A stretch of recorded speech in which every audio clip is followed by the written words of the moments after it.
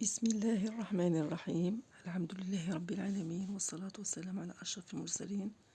Aujourd'hui, on va parler des pleurésies purulentes, ou qu'on appelle suppuration pleurale. C'est la présence dans la cavité pleurale d'un liquide d'aspect purulent ou louche, معناها ليس صافي, ou même clair, contenant des agents microbiens et une majorité de PNN altérés. Qu'est-ce que cela veut dire? Donc la plèvre et de feuillette de la plèvre, normalement il n'y a pas de liquide. Et quand il y a un liquide présent qui a un aspect purulent ou louche, des fois il est clair, mais il doit contenir des agents microbiens et une majorité de PNN altérés. Donc ça c'est la définition de la pleurésie purulente. Les agents microbiens concernés sont le plus souvent des bactéries, qu'on appelle des pathogènes, ou le BK lui-même. On doit exclure de cette définition les pleurésies dues aux champignons, l'aspergillus, et aux parasites comme les amibes. Donc, ils ne sont pas inclus dans cette définition. Grâce aux antibiotiques, la diminution des atteintes et l'amélioration est observée. L'amélioration du pronostic est observée. Donc, il n'y a pas actuellement des malades qui sont compliqués, qui sont arrivés au stade compliqué grâce à l'antibiothérapie. Les pleurésies purulentes, elles sont secondaires ou apparemment primitives, selon l'origine de l'atteinte.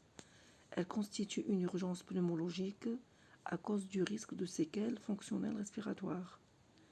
Vous savez que la plèvre elle enveloppe le poumon. S'il y a un problème dans la plèvre, il n'y aura pas de mouvement respiratoire. La notion de terrain local et ou général, qui sont des facteurs favorisants comme les tabacs, dilatation des bronches, ou la mal et la dénutrition, et les maladies chroniques, l'immunodépression et les psychopathies ont un impact important sur la maladie, plusieurs maladies, y compris la pleurésie purulente. Le traitement local et général et kinésithérapie respiratoire sont à la pointe. Le problème de cette maladie, c'est qu'elle est fréquente. On ne dit pas qu'elle est fréquente, mais on dit que la fréquence elle est non négligeable en milieu pneumologique. Elle est entre 7 et 9%. Son diagnostic est souvent retardé à cause d'une antibiothérapie prise ou bien par un généraliste ou par automédication qui était inappropriée.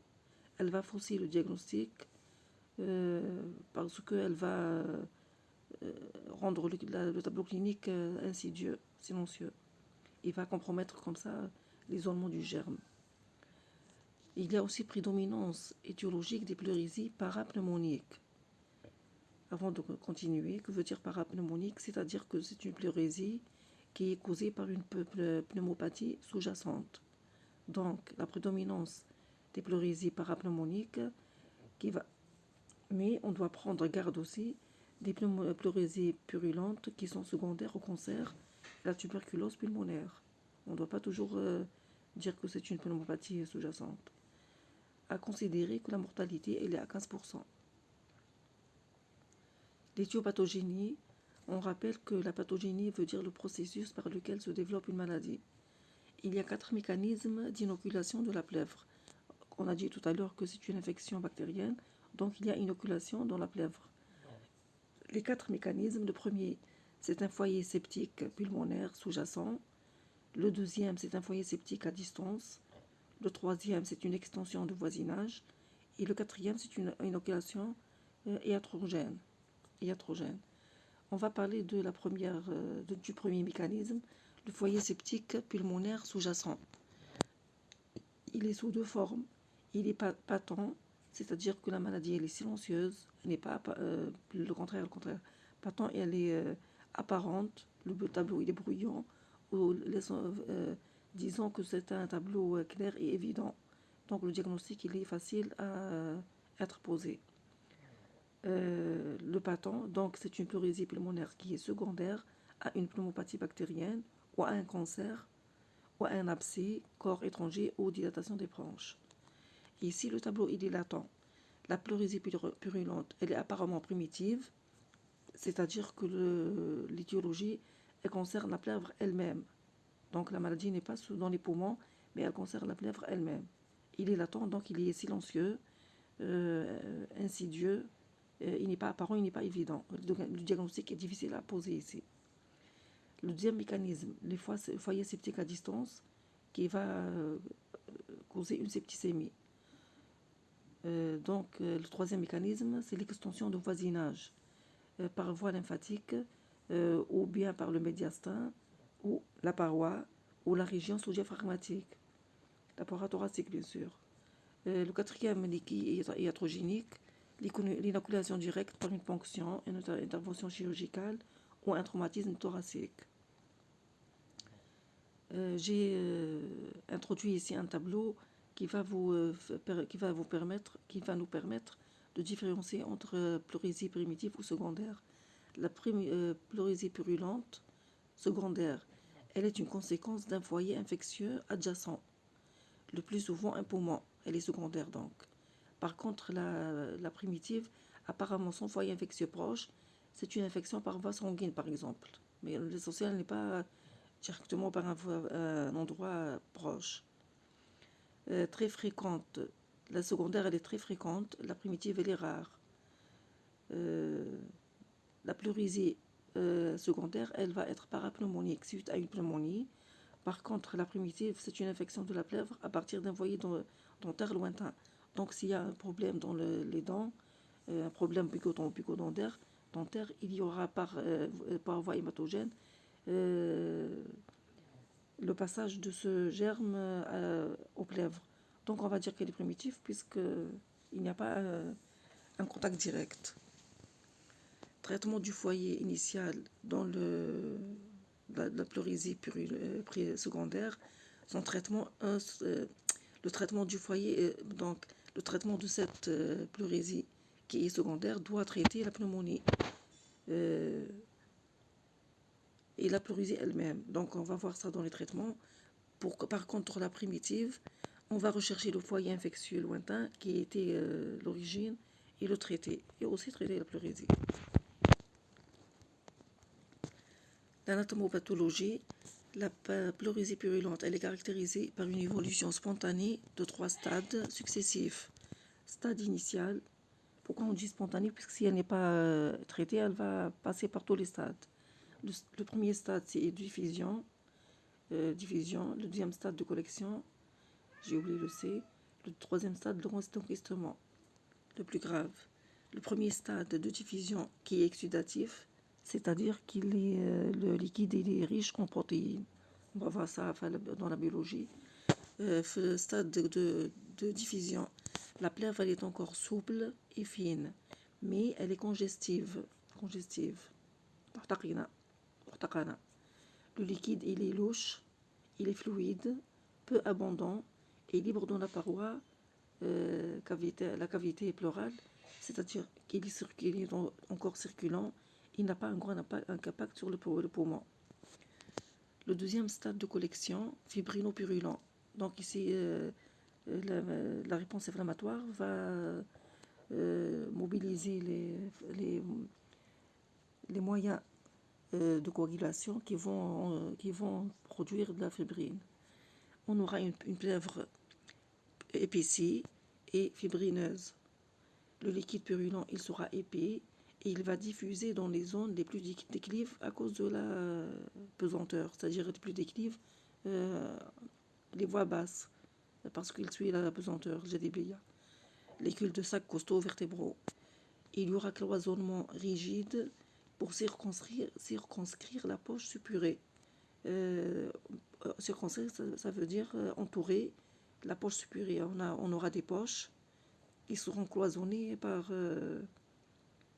qui seront cloisonnées par les fibrines. Troisième stade, le stade d'enquistement qui est organisation fibreuse. Donc c'est un stade de cicatrisation. La plèvre épaissie se transforme en une coque rigide qui est dure. C'est un liquide très épais et enquisté. Le diagnostic, c'est mon chat, je vais le renvoyer. Oh, oh, ça.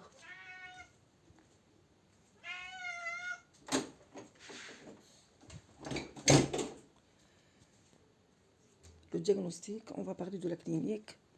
Le début, il est souvent brutal. Le tableau de pneumopathie aiguë, il y a une fièvre élevée, des frissons, altération de l'état général, douleurs thoraciques et parfois dyspnée ou toux sèche. Les douleurs de type pleural, comme on dit un point de côté, et l'examen clinique va trouver un syndrome pleural. Donc je vous signale ici, je me signale à moi-même, qu'on doit jeter un coup d'œil sur tous les syndromes pulmonaires, comme de condensation, de comblement hilarité, et parmi eux le syndrome pleural.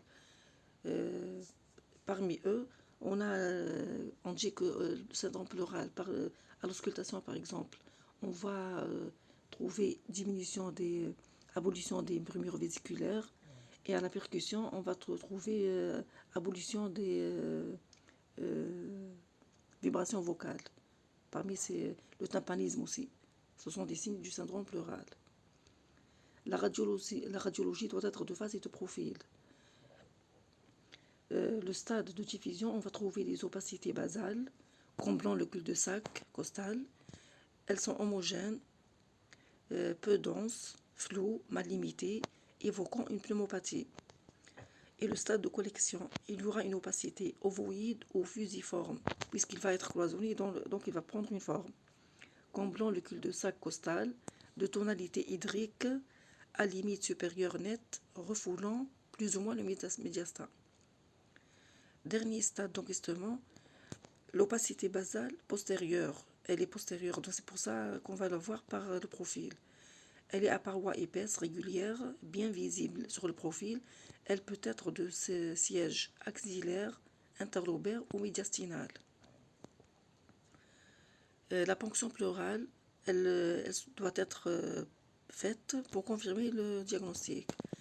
Et elle doit être faite avant toute antibiothérapie pour ne pas fausser le diagnostic. Le repérage soigneux du site de ponction, parfois par échographie, tellement il est difficile pour ne pas toucher des zones sensibles. L'aiguille ou troncard de calibre suffisant, car le liquide est épais. Une aiguille fine ne peut pas faire extraire le liquide. L'asepsie rigoureuse pour éviter toute nouvelle contamination, et comme on a vu tout à l'heure, pour ne pas tomber dans les pièges de l'hiatrogénie. Les caractéristiques du liquide, il est louche, purulent, brunâtre ou verdâtre, parfois fétide, odeur désagréable, et ça mentionne qu'il y a des anaérobies ou des entérobactéries. Les caractéristiques du liquide, il y a aussi la biochimie qui va mettre en évidence la présence de plus de 30 grammes par litre de lipides, ou plutôt de protéines, je voulais dire. Et le LDH, il est augmenté, pH acide inférieur à 7,2. La cytologie, il y aura des PNN altérés élevés, comme on a dit dans la définition. La bactériologie, on doit rechercher le BK, examen direct et culture sur milieu aérobie et anaérobie. Antibiogramme, 6 germes isolés.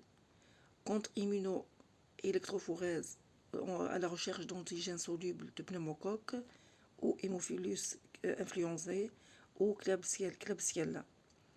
Les autres tests, l'FNS, on trouvera hyperleucocytose, anémie, hémoculture aussi pendant les pics fébriles pour détecter les germes en cause, recherche d'antigènes solubles.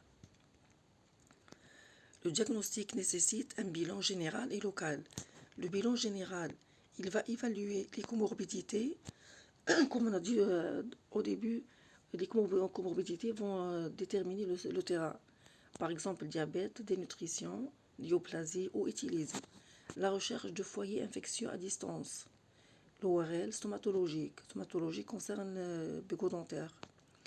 Le bilan biologique va chercher la glycémie, l'ionogramme pour les troubles hydroélectrolytiques ou le bilan rénal et hépatique. À ne pas négliger. Le bilan local, il va concerner le tabagisme, il faut quantifier. La recherche de BK dans les crachats, c'est pour voir si le poumon est touché ou non. La TDM thoracique, elle va... les fautes. thoracique, elle va déterminer les topographies exactes de l'épanchement. Non, il n'y a pas de faute. Recherche va déterminer les topographies exactes de l'épanchement, s'il est libre ou enquisté. Donc, elle va aussi faire une orientation étiologique, si c'est une dilatation de branche ou une masse tissulaire, etc. Ce sont des exemples entre parenthèses, ça, ce n'est pas tout, ce n'est pas exhaustif.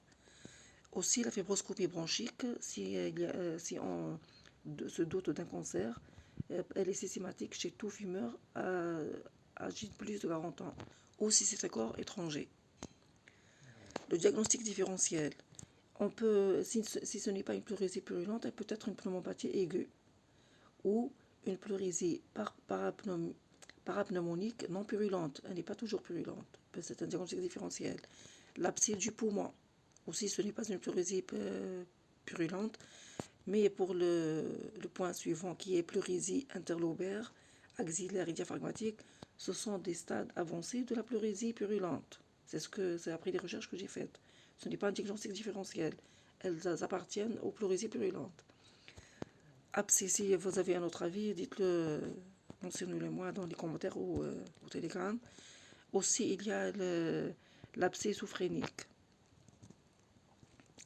Les formes cliniques, elles sont classées selon les germes, selon les étiologies ou selon les symptômes. Si on va les classer selon les symptômes, on peut avoir des pleurésies à forme atténuée ou trompeuse.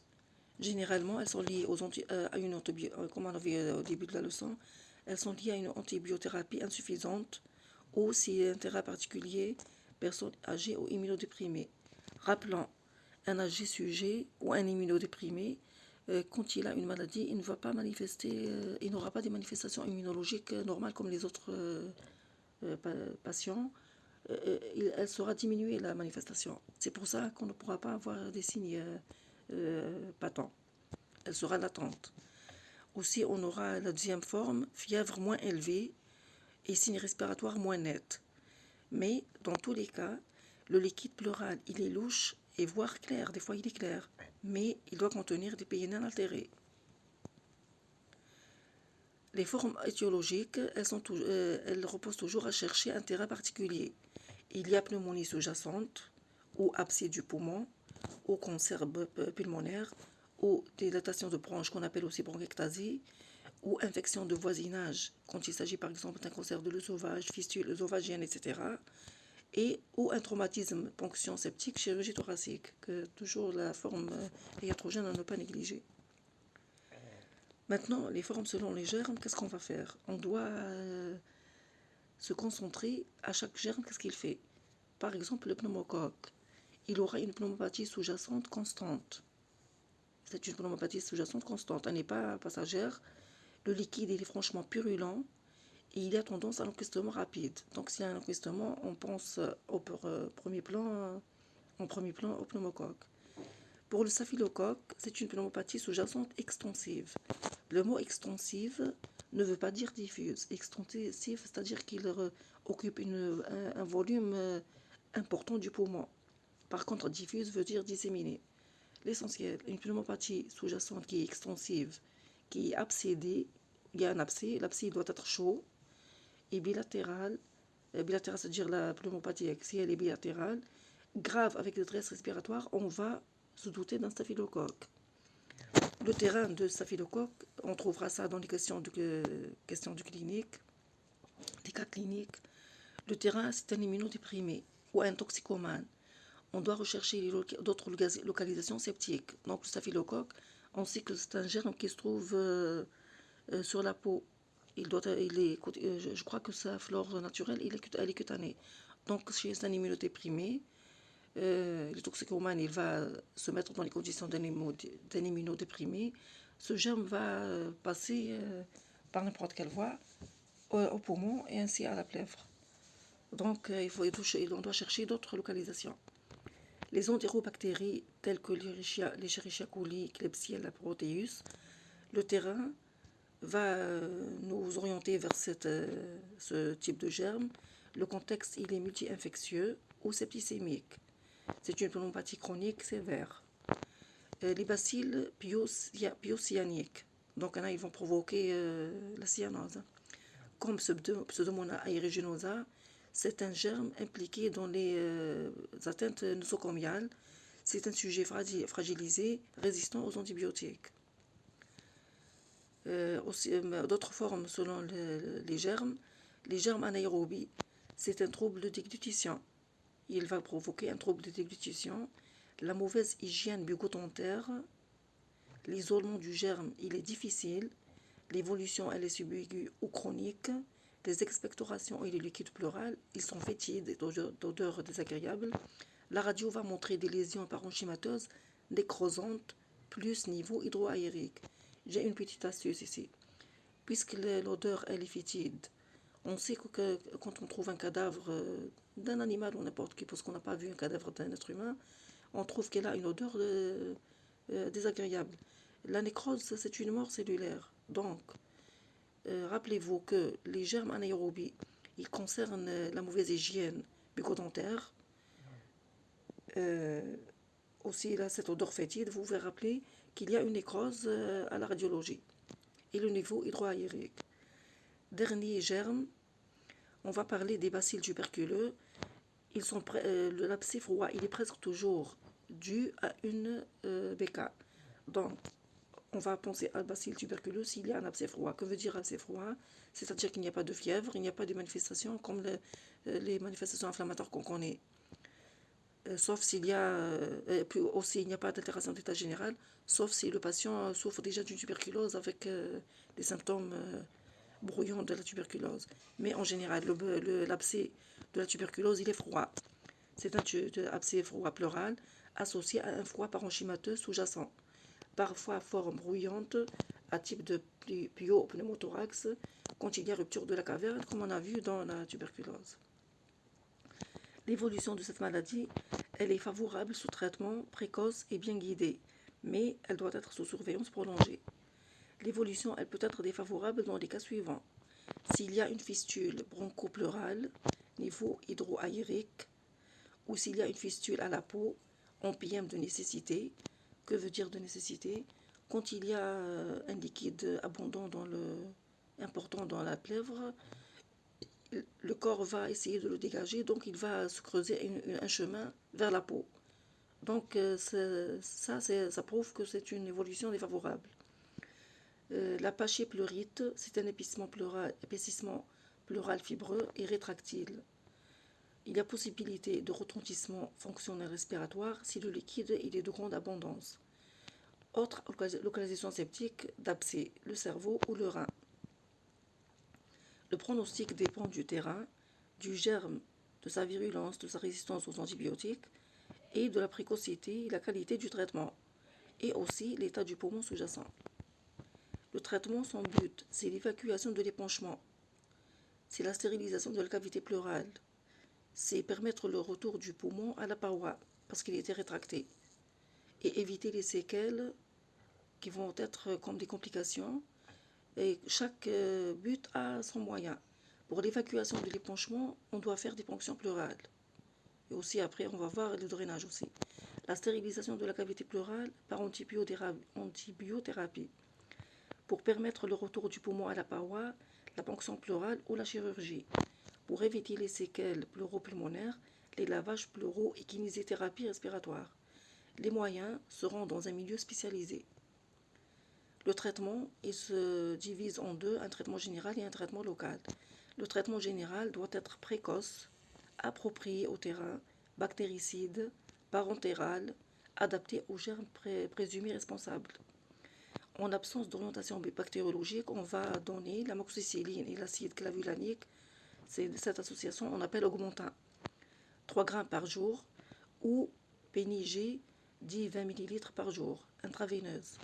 Si l'allergie, on donne macrolide ou céphalosporine 3e génération. Et avec toute cette antibiothérapie, on doit ajouter métronidazole 2 grammes par jour. C'est un traitement antiparasitaire. S'il y a suspicion d'entérobactérie adjonction d'un aminoside, si on suspecte qu'il y a entérobactérie dans la question, on doit adjoindre un aminoside.